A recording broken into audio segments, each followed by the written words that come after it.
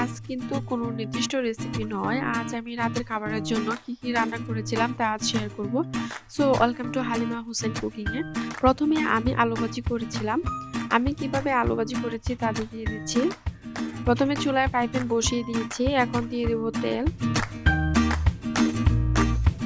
তেল গরম হলে দিয়ে দেব পেঁয়াজ কুচি আর কাঁচামরিচ কুচি।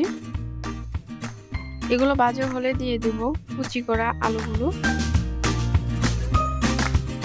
আলুগুলো দিয়ে দেওয়া শেষ। এখন সুন্দর করে মিশিয়ে নেব। মেশানো হয়ে গিয়েছে। এখন দিয়ে দিব 1.5 চা চামচ হলুদ গুঁড়ো, দিব 1 চা চামচ ধনিয়া গুঁড়ো আর দিয়ে দিব একটি ডিম। এখন সবগুলো সুন্দর করে মিশিয়ে নেব। আমি এখানে এই পর্যায়ে লবণ দিব না, যখন আলুটা কমে আসবে তখন লবণ দিব।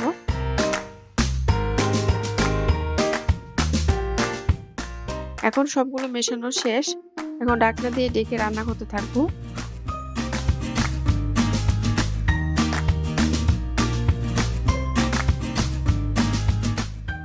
এখন 5 মিনিট পর ঢাকনা খুলে আবার নাড়াচাড়া দিয়ে দেব কয়েকবার।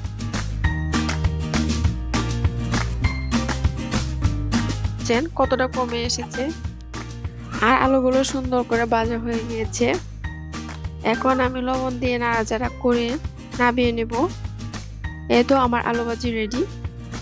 আমি একই কড়াইয়ে ডালটা রান্না করে নেব। এখন আমি ডাল রান্না করব। আমি ডালটা পেঁয়াজ, রসুন, কাঁচামরিচ, হলুদ দিয়ে আগেই সেদ্ধ করে নিয়েছি। এখন ফ্রাই প্যানের তেল দিয়ে দেব শুকনো মরিচ। শুকনো মরিচগুলো ভাজা হলে দিয়ে দেব রসুন কুচিগুলো। রসুন কুচিগুলো ভাজা হলে দিয়ে দেব কালো জিরা। এখন দিয়ে দেব সেদ্ধ করা ডালটা, দিয়ে একটা বলক এনে নামিয়ে নেব। এই তো ডাল দিয়ে আলু ভাজি যে কতটা জনপ্রিয় খাবার এটা আমরা সবাই জানি। আমি আরো রান্না করেছিলাম বেগুন আর মলা মাছের তরকারি। এর জন্য আমি নিয়েছি বেগুন। এখন এক এক করে দিয়ে দেব সব মশলা। দিয়ে দেব পেঁয়াজ, কাঁচামরিচ, দিব হলুদ গুঁড়া, দিব মরিচের গুঁড়া আর দিব ধনিয়ার গুঁড়া, দিব স্বাদ মতো লবণ, দিব আদা রসুন বাটা এবং দিয়ে দেব সর্বশেষ তেল। এখন সবগুলো সুন্দর করে মিশিয়ে নেব।